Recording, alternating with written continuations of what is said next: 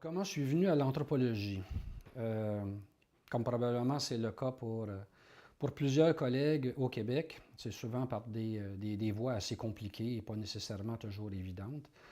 On est quand même d'une tradition rurale au Québec, comme ça a été le cas pour plusieurs collègues. Je viens d'un milieu rural, bien évidemment, donc à Rougemont, avec un père agriculteur, pomiculteur, avec une tradition de campagne finalement. Et donc j'ai été élevé dans un milieu, donc carrément donc dans un rang, le fameux système de rang au Québec, là sur une ferme. Et puis j'ai vécu là jusqu'au début de mes études secondaires. Et j'ai passé ma scolarité primaire dans un contexte qui annonçait certainement pas que j'étais pour poursuivre des études universitaires, et certainement pas pour compléter un doctorat en anthropologie. Alors j'ai fait mes études primaires dans une école de rang, un peu sous le modèle de ceux pour les Québécois, qui se reconnaissent dans la série Les filles de Caleb avec l'école d'Émilie Bordelot. J'ai fait mes études primaires de première à septième année dans une école où il y avait une seule classe, une petite maison de campagne, où on avait les sept niveaux, les 7 années dans la même classe. Alors, première rangée, c'était les premières années, deuxième rangée, c'était la deuxième année, etc. Et moi, j'ai fait mes 7 années de primaire en reculant d'une rangée de bancs comme tel, et considérait qu'on était 7 enfants dans la famille, et que les 6 premiers sont nés à 1 an d'intervalle chacun. Bien, quand j'étais rendu en 7e année, j'avais 5 de mes frères et sœurs qui étaient dans les rangées devant moi.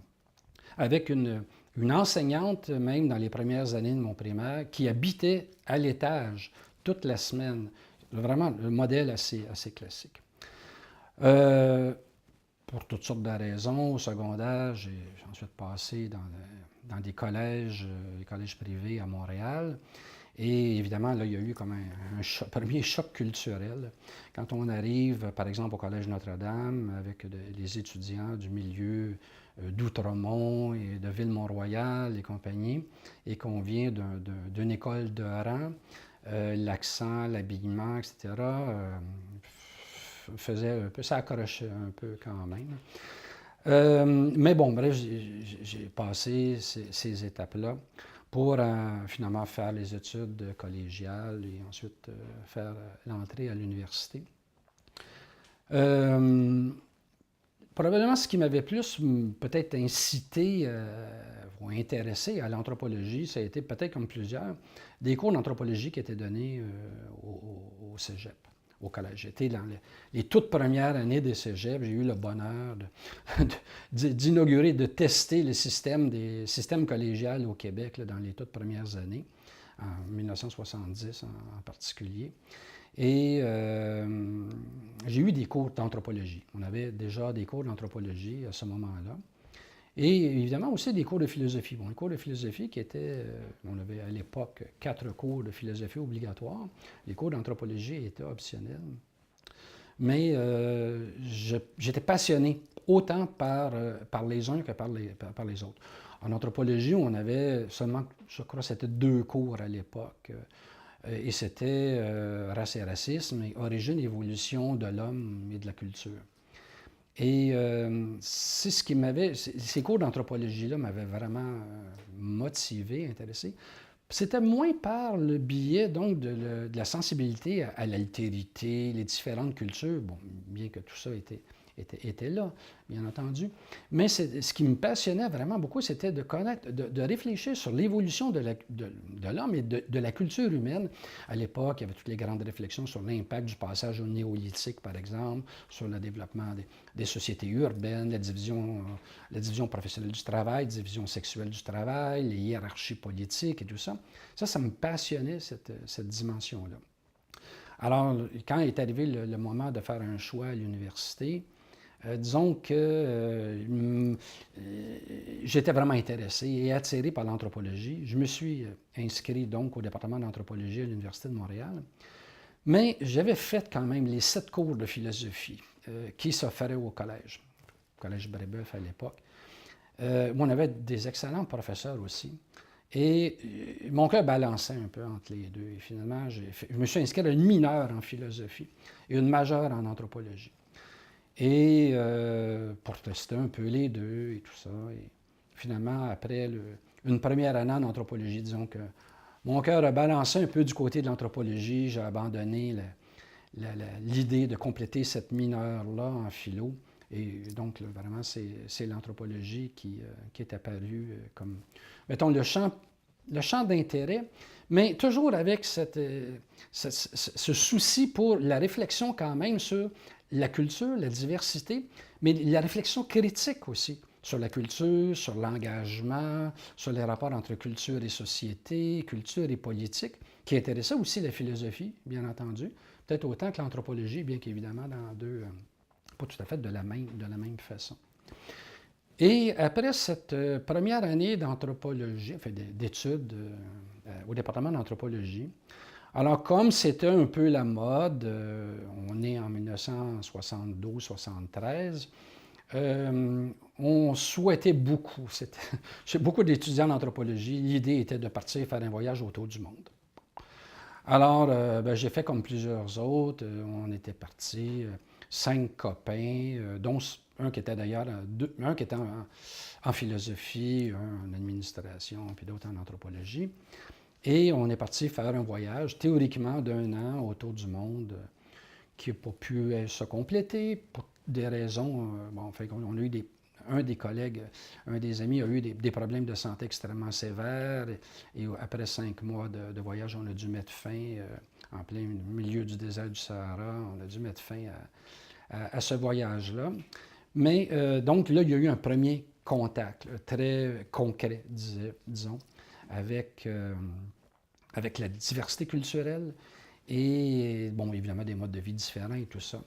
Et évidemment, je suis revenu à ce moment-là en anthropologie, mais là, motivé, beaucoup plus stimulé et avec donc une vision peut-être un peu plus pratique là, de ce que ça pouvait donner, le contact avec l'autre et bon, les contributions que ça pouvait avoir.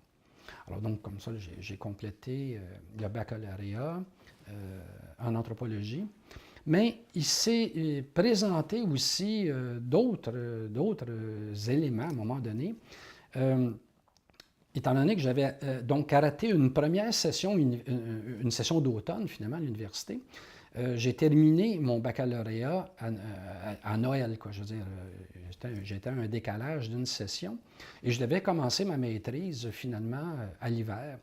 Et là, on est à l'hiver 76 à ce moment-là.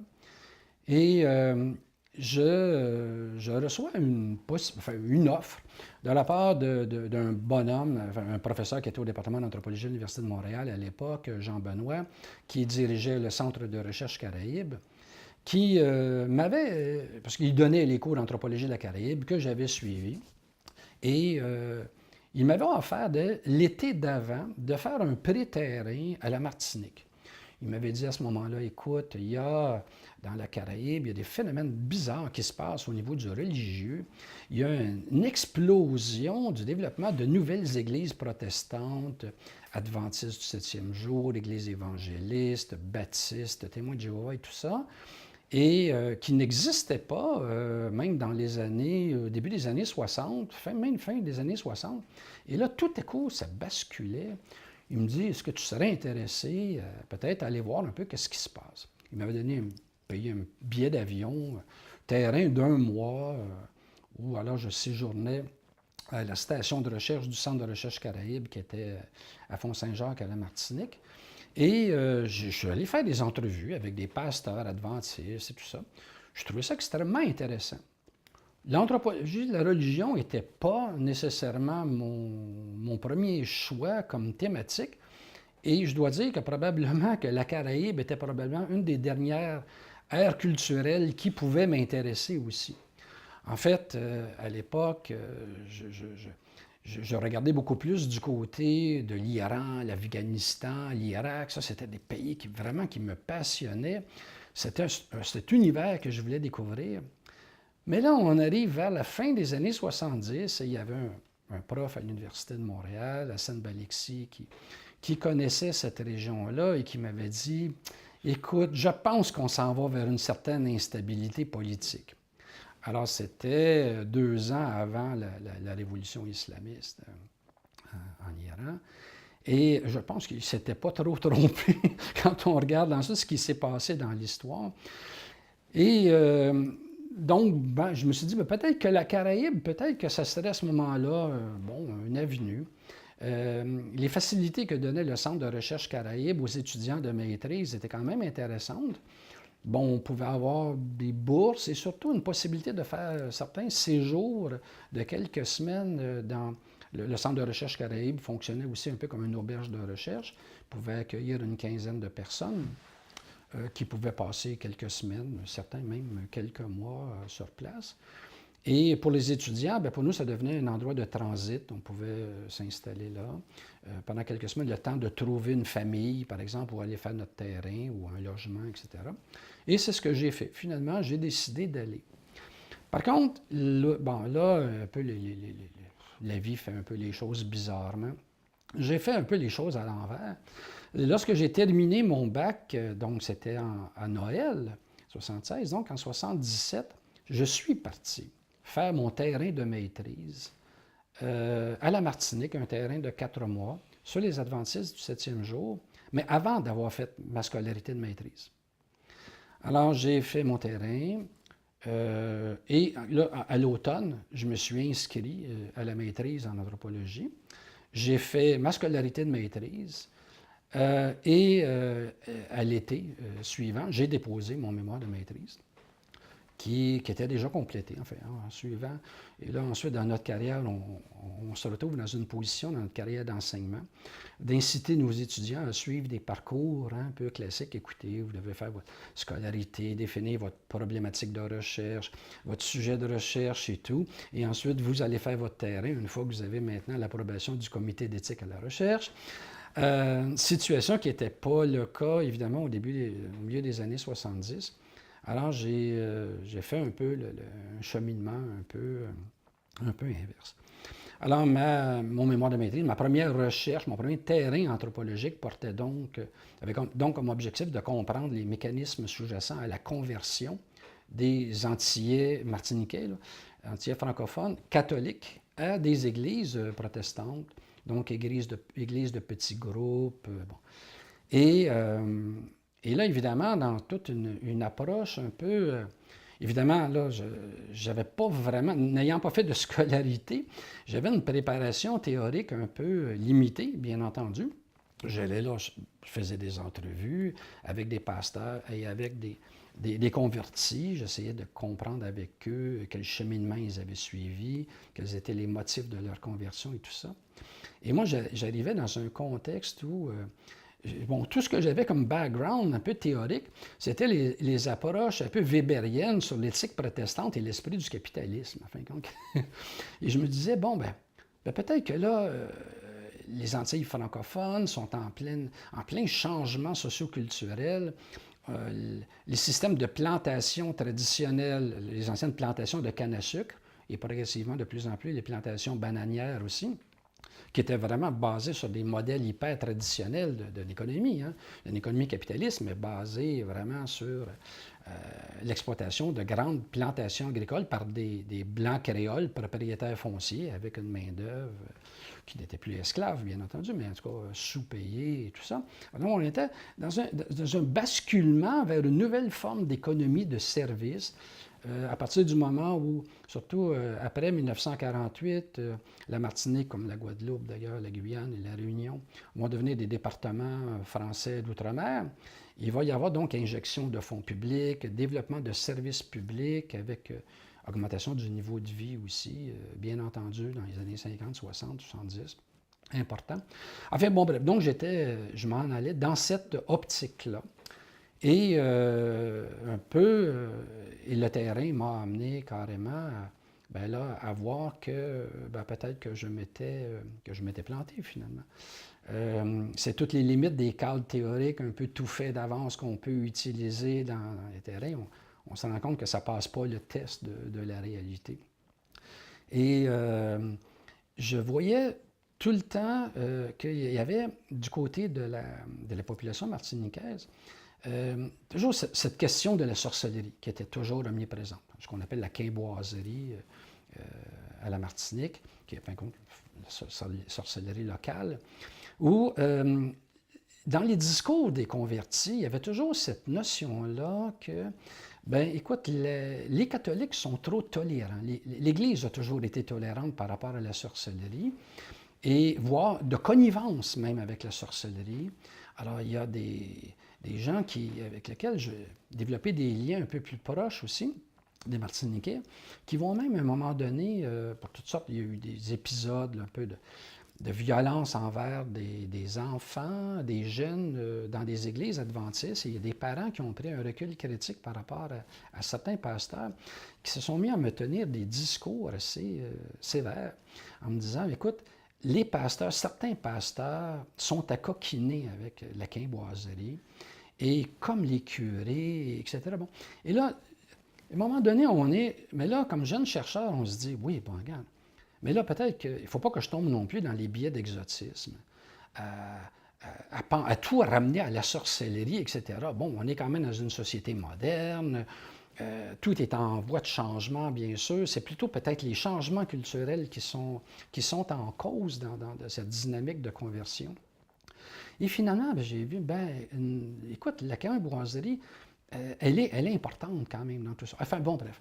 Et j'ai fini par écrire un premier bouquin sur une anthropologie de la religion, en fin de compte, une anthropologie d'une expérience millénariste, parce que les adventistes du 7e jour font partie des mouvements religieux millénaristes, et où finalement, un des motifs principaux de la conversion qui a émergé du terrain n'était pas cet nouvel esprit capitalisme, etc., qui collait mieux à un esprit protestant, soit une éthique protestante et tout ça. C'était carrément la volonté de se protéger contre la quimboiserie. Parce qu'en dépit des critiques de certains pasteurs, on voyait toujours quand même les pasteurs adventistes et l'Église adventiste et la prière et la Bible adventiste, la lecture qu'on en faisait, comme étant un outil de protection contre les attaques de sorcellerie. Alors là, ça bouscule un peu les choses. Et j'ai écrit donc ce bouquin-là, qui était sur les motifs de la conversion. Et il y avait quand même une réflexion quand même qui était assez critique. Enfin, j'y reviendrai un peu plus tard. Mais l'Église catholique avait vu dans cette histoire-là un bouquin quand même qui était... il voyait une charge contre ces nouvelles églises protestantes qui étaient une menace, parce que là, on était quand même rendu dans une situation où près de 20% de la population martiniquaise s'était convertie à des nouvelles églises protestantes. Alors là, l'Église catholique m'avait contacté pour faire une série de conférences. L'archevêché de Guadeloupe m'avait contacté pour faire une série de conférences où je pouvais... Enfin, pour moi, l'idée, ma compréhension était d'aller parler de ma recherche. Pour l'Église, j'ai réalisé un peu plus tard que ce n'était pas tellement peut-être ça. Et l'Église avait quand même oublié un chapitre de ce bouquin-là qui était quand même une réflexion que faisaient les convertis, et l'association qu'ils faisaient entre l'Église catholique et le pouvoir colonial et l'esclavage. Parce que bien sûr, aux Antilles comme ailleurs dans le monde, l'Église catholique a eu une attitude très, très ouverte, disons, et tolérante par rapport à l'esclavage et par rapport aux exactions des Blancs créoles, des propriétaires des plantations et tout ça. Et évidemment, moi, dans les conférences que j'ai commencé à faire, je parlais de l'association de l'Église catholique au pouvoir colonial et aux abus de l'esclavage comme étant un facteur de conversion parmi d'autres. Et ma tournée de conférences s'est terminée après 2 conférences parce que là, l'archevêque m'avait bien fait comprendre à l'époque que l'idée n'était pas de parler contre l'Église catholique, mais plutôt contre les adventistes. Enfin, bon, bref, c'est un peu des péripéties qu'on vit... alors, comme jeune étudiant, jeune anthropologue, début vingtaine, on n'est pas trop familier et peut-être précautionneux par rapport aux enjeux politiques que peuvent avoir nos recherches. Là, mais Alors, tout ça pour dire que finalement, après cette recherche-là, d'un côté, donc l'Église catholique a mal reçu l'ouvrage. L'Église, les pasteurs adventistes, qui était le président de la Fédération adventiste de l'époque, à la Martinique, chez qui j'habitais, m'avait demandé mon passeport, voulait que, évidemment, me foutu à la porte. On m'a accusé d'être un espion de la CIA, enfin, bon, bref. Alors, pour un jeune anthropologue qui essaie d'avoir une lecture neutre de la réalité, de peser le pour et le contre et d'avoir une approche globale, multidimensionnelle, qui essaie d'englober l'ensemble des facteurs, on se rend compte que cette belle utopie académique atterrit parfois très mal dans les sociétés dans lesquelles on travaille, parce que vouloir un peu comme je dirais, saisir l'ensemble des enjeux implique se confronter à des enjeux de certains groupes. Enfin, bon, bref. Bon, j'ai fait ce mémoire de maîtrise. Ensuite, j'ai eu la possibilité qui m'a été offerte par le Centre de recherche Caraïbes de retourner pour un an par la suite, alors de mars 1977 à mars 1978. J'ai pu jouer le rôle d'adjoint au directeur du centre de recherche là-bas. Et d'assumer des responsabilités donc, administratives de ce centre de recherche-là, où on accueillait en moyenne peut-être une dizaine ou une quinzaine de chercheurs, certains des étudiants de maîtrise doctorat, mais aussi des chercheurs établis, des universitaires, qui faisaient de la recherche partout dans la Caraïbe, pas seulement qu'aux Antilles francophones. Mais on disposait aussi d'une excellente bibliothèque avec des ouvrages assez rares. Ça attirait beaucoup de monde. Et les gens passaient une semaine, 2 semaines, 3 semaines, parfois 3 mois au Centre de recherche Caraïbes. Mais là, il fallait donc accueillir ces gens-là et subvenir aussi à leurs besoins. Moi, j'étais un peu aubergiste en même temps. Mais en même temps, j'avais eu un mandat aussi de faire un peu un bilan, un volet à recherche quand même dans mon mandat là-bas. Alors, le mandat était de faire un bilan de toute une série de recherches qui avaient été faites sur, en gros, les rapports entre la petite exploitation agricole et la grande exploitation agricole à la Martinique. Surtout le changement qui a pu s'opérer dans les années 60-70 avec des programmes d'accès à la propriété foncière que le gouvernement, métropolitain, mais entre autres le Conseil général, le Conseil régional aussi à la Martinique gérait un peu ce programme-là. Et il y avait beaucoup d'étudiants et de chercheurs qui avaient écrit sur ces problématiques-là dans les années 60-70. Alors, le directeur du Centre de recherche Caraïbes m'avait mandaté pour faire un peu un bilan de ces recherches-là. Et moi-même, par le biais d'entrevues, de compléter un peu ce matériel-là. Ce que j'ai fait pendant cette année-là et qui a abouti à la publication d'un rapport publié par le Centre de recherche Caraïbes. C'était sur les rapports entre la grande et la petite exploitation agricole à la Martinique. Et c'était dans la mouvance un peu marxiste des époques, parce que là, il faut bien se rappeler l'importance du mouvement marxiste et des approches marxistes dans les départements d'anthropologie à l'époque, à l'Université de Montréal, mais comme ailleurs aussi, bien sûr. Alors, le rapport s'appelait « La fin des plantations ». Évolution des formes de soumission du travail dans 2 sociétés néocoloniales. Alors, c'était Martinique et Guadeloupe. Alors, c'était vraiment, l'accent était mis un peu là-dessus, de voir que, dans le fond, tous ces programmes d'accès à la propriété, soit sous forme de métayage, donc location de terre, ou sous forme d'achat par des ouvriers agricoles qui pouvaient, avec une aide financière, des prêts qu'on leur faisait, ils pouvaient acheter des lopins de terre. Comment finalement tout ça n'était qu'une autre forme de soumission du travail des agriculteurs finalement aux intérêts des plantations sucrières ou des plantations bananières qui étaient là. Parce que ces métayers-là et ces petits propriétaires agricoles produisaient des bananes et de la canne pour la plantation elle-même. Ils étaient comme donc des sous-traitants finalement dans tout ça. Et j'analysais un peu le but de la recherche était un peu d'analyser tous ces mécanismes-là, ces processus-là. Et de jeter un peu un regard critique aussi. Et en faisant des liens, en établissant quand même des liens avec les changements sociaux et culturels qui avaient cours là, à la Martinique et à la Guadeloupe là, dans les années 60-70 finalement. Bon, ce rapport-là, je l'ai écrit à la fin des années 70. Donc, on était en plein bouleversement là, social, économique et politique et culturel aussi à la Martinique à l'époque. Et donc, c'était un deuxième champ de recherche là, qui, pour moi, était intéressant. Donc là, progressivement, je commençais vraiment à avoir les deux pieds là, bien plantés en anthropologie, avec les terrains et tout ça. Et alors, la question du doctorat se pose. Bon, là, qu'est-ce que je fais?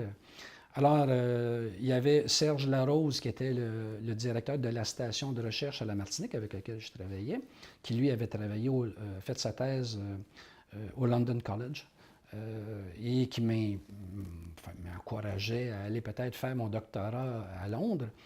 Mais en même temps, on est là en 78, on est 2 ans après l'élection du Parti québécois. On est en pleine ébullition au Québec, ébullition de politique, ébullition sociale et tout ça. Et là, je suis déchiré. Et là, je venais de passer plus d'1 an et demi, enfin presque 2 ans aux Antilles. Je ratais toute cette ébullition-là au Québec. Je me sentais un peu coupable de ne pas être là, participer à tout ce qui bougeait à l'époque. Et il y avait aussi la mise sur pied d'une loi sur la protection du territoire agricole. Moi qui venais, que le Parti québécois avait mis sur pied, moi qui venais d'un milieu agricole, de famille d'agriculteurs, de pommiculteurs. Et finalement, j'ai obtenu une bourse de doctorat, finalement, pour faire un doctorat. Mais mon premier choix avait été donc de travailler, mon premier sujet de thèse, c'était donc l'articulation entre l'agriculture, la pommiculture et le petit commerce agricole dans la région de la Montérégie. Alors, je m'inscris au département d'anthropologie à l'Université Laval à cette époque-là. Et je fais une première session de ma scolarité de doctorat sur ce sujet-là. Mais là, pour réaliser que finalement, il y a plein de monde qui travaille sur ces problématiques-là, que je ne suis vraiment pas le premier, que peut-être la contribution ne serait pas aussi intéressante que je pensais. Et là, finalement, je décide de passer à peut-être un autre sujet. Alors, je vais décider de faire le pas et de travailler à ce moment-là une thèse de doctorat sur l'immigration haïtienne au Québec. Alors, la problématique haïtienne aussi est intéressante parce que là, on est en plein boom de l'immigration haïtienne au Québec. Il y avait déjà eu une immigration haïtienne dans les années 60, essentiellement des médecins, un peu des infirmières. Mais donc, une petite bourgeoisie, une bourgeoisie haïtienne qui est beaucoup moins visible. En fin de compte, les gens se regroupent moins entre eux, etc. Bon. Mais dans les débuts des années 70, là, il y a une explosion d'une immigration haïtienne moins scolarisée, qui va beaucoup investir dans le taxi, etc., et dans des emplois, évidemment, moins spécialisés. Et ça, je trouve ça intéressant dans le cadre aussi. Donc, là, on est, donc, je le répète, fin des années 70, Parti québécois au pouvoir, il y a un référendum qui s'en vient, quelle est la place des immigrants dans la société québécoise, etc. Et une ethnicité québécoise qui est en pleine ébullition versus des ethnicités de communautés migrantes qui, elles aussi, sont peut-être en train de se structurer. Alors, j'ai l'idée peut-être de faire une thèse de doctorat sur ce qui s'appellera d'ailleurs l'émergence de l'ethnicité haïtienne. Ma préoccupation va être d'essayer de voir pourquoi certaines communautés immigrantes, pourtant, comme vous savez, quantitativement là, assez importantes au plan démographique, sont plus visibles et d'autres moins visibles au Québec.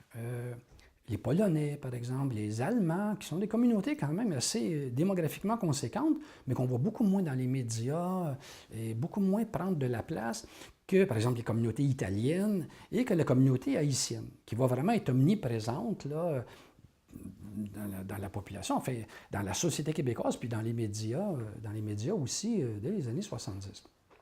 Alors, j'essaie de comprendre quels sont les mécanismes derrière la genèse donc d'une ethnicité affirmée comme telle. Et, bon, évidemment, je vais faire des entrevues.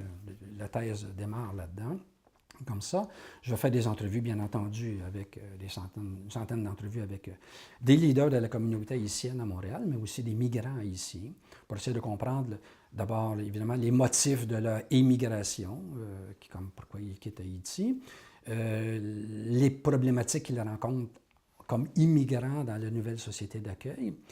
Mais, bon, ça c'est extrêmement intéressant, analyse des conditions concrètes d'existence de ces immigrants-là, problèmes de logement, problèmes d'accès au marché du travail et tout. Mais, en même temps, je vois qu'il y a une dynamique là, à l'intérieur de cette communauté-là qui est extrêmement intéressante, une dynamique organisationnelle.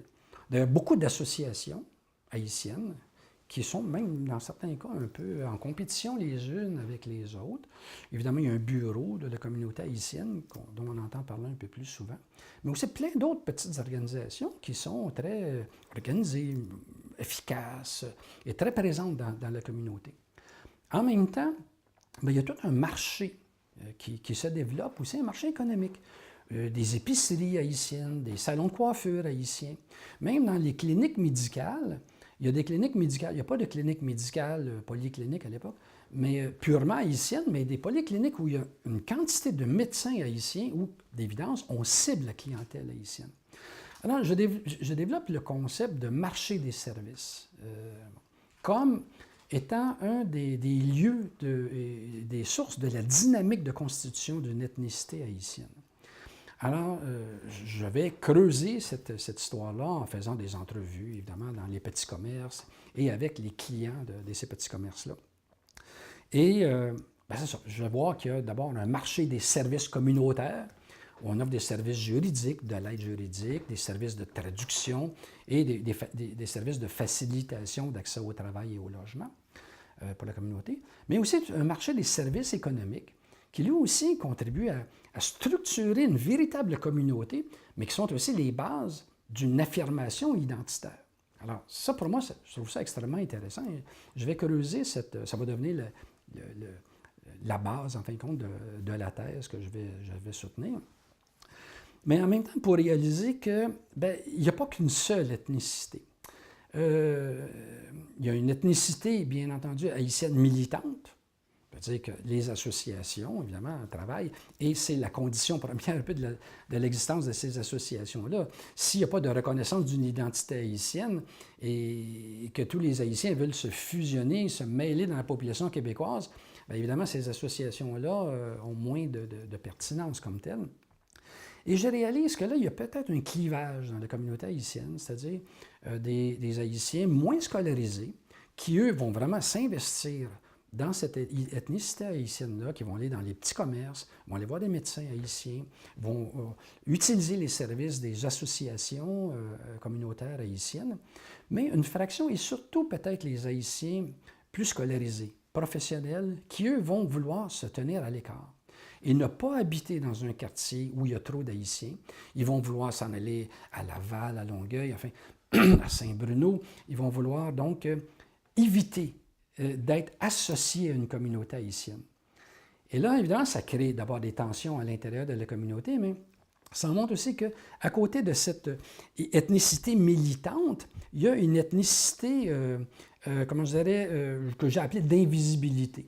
C'est-à-dire une ethnicité haïtienne, ces gens-là, ils continuent à se reconnaître comme haïtiens, mais ils ne veulent pas nécessairement se reconnaître comme membre d'une communauté haïtienne. Enfin, bon, bref, là, la thèse va porter sur ces dimensions-là. Et, évidemment, je le terminerai, cette thèse-là, en 1983. Ça sera d'ailleurs la deuxième thèse de doctorat au département d'anthropologie de l'Université Laval, la première étant celle de Gilles Bibeau. Gilles qui soutient, si je me souviens, en 1979. Et j'aurai cette thèse-là, moi, qui sera soutenue en 1983. Avec Jean-Jacques Chalifou comme directeur de thèse à l'époque. Et donc, c'est toute une phase là, donc, de la carrière qui s'installe comme telle. Je vais aussi, parallèlement à tout ça, et ça va avoir un impact, avoir des charges de cours.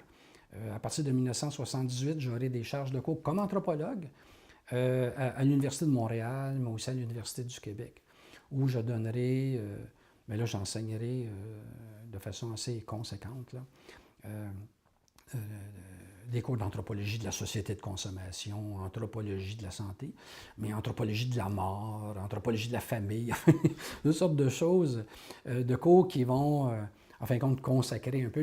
Vraiment, là, je mets le pied dans une carrière d'anthropologue. Mais là, maintenant, il reste à voir au plan travail comment tout ça pourra aboutir.